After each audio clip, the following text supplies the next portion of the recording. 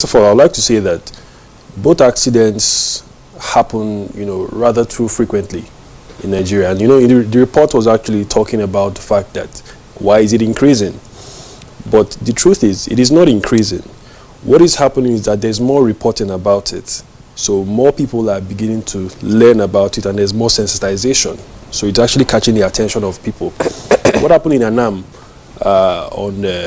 last week was rather unfortunate, because it is not different from what was reported, a boat accident, and it led to the ultimate demise of a Nollywood actor.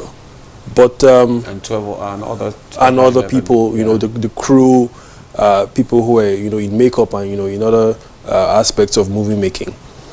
It was a capsize, right? The specifics of the capsize is not actually very clear, but the boats actually did capsize, and unfortunately, at the same time, the passengers on that boat were not, with their life jackets. And what is even more frustrating is that there seemed to be a lack of response, and here's what I mean.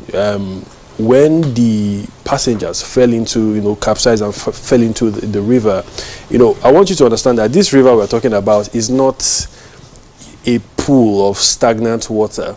It's not like a swimming pool, right? This is a river that has currents. It bobs ups and down, and there is panic. These are two ingredients for disaster, right? When there's current and there's panic. In health and safety, these two things can actually lead to drowning rather quickly. Now, you can also expect someone to be able to swim, but for how long?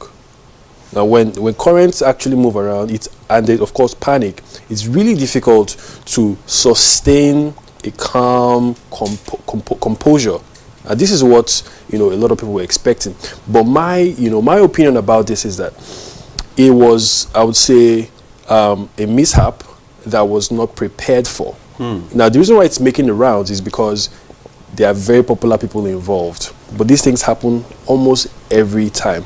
And it's also good that we're having this conversation as a result of that. But what I would say is that it's obvious that the actors or the movie makers on that boat were not having any safety equipment. It was obvious that there was no other boat really close by throwing a line. It's one of the safety precautions. You have to have a line on your boat, on the other boats. Never go swimming alone.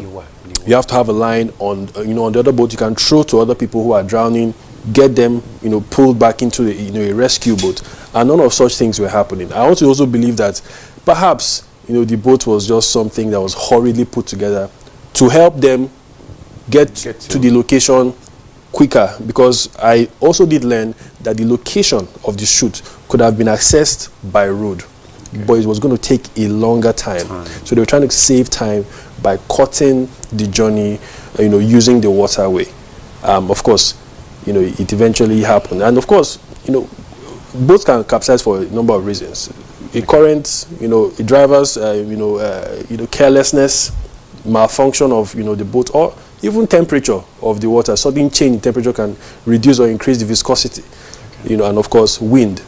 So a lot of these things. All right.